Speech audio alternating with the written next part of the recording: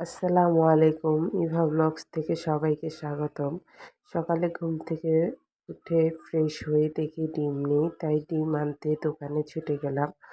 এখন ডিম ও সাথে বাবুর জন্য ব্রাশ কিনলাম। বিছানাটা অগোছালো আর জানালাগুলো বন্ধ ছিল, তাই জানালাগুলো আগে খুললাম। খোলার পরে বাবু আসতেছে যে মা ব্রাশ আনছে। কি আনছো? আমি বলি ব্রাশ আনছি। তো সে ব্রাশ পেয়ে খুবই খুশি। তারপর ওকে ব্রাশ দিলাম আর বিছানাটা গোছালাম। আসলে ও লাস্টে ঘুম থেকে ওঠে, তাই বিছানাটা গোছাতে দেরি হয়। তো সে এখন ব্রাশ করছে একা একা। তো ব্রাশ করার পরে তাকে ফ্রেশ করলাম। ফ্রেশ করার পরে এখন রান্না বাড়া শুরু করলাম। সকালের নাস্তা ডাল রান্না, ডিম ভাজা, এখন রুটি ভাজবো। এই তো রুটি ভাজা শেষ ও ডিম পোস্ট। আসলে আমার শাশুড়ির জন্য রুটি ভাজা, ডিম পোস্ট। আমার হাজবেন্ড খায় ডাল, ভাত, ডিম ভাজা, তার পছন্দ। আর আমিও খাই। আর গতকালকে একটু বিরিয়ানি রান্না করেছিলাম। বাবু বলে মা বিরিয়ানি খাবো, তাই ওর জন্য বিরিয়ানি অল্প করে গরম করলাম। ও বিরিয়ানিটা খুবই পছন্দ করে। সকালে কাজকর্মের পরে এখন দুপুরের রান্না শুরু করব, তাই দুপুরের রান্নার জন্য ধুন্দুল আর আলু কেটে নিচ্ছি।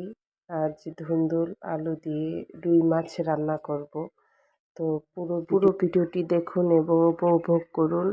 আর অবশ্যই ভিডিওটি ভালো লাগলে সাবস্ক্রাইব করুন আর শেয়ার কমেন্ট করে জানাবেন যে আজকের ব্লগটি কেমন হয়েছে। ঠিক আছে, তাহলে ভিডিওটি দেখতে থাকুন।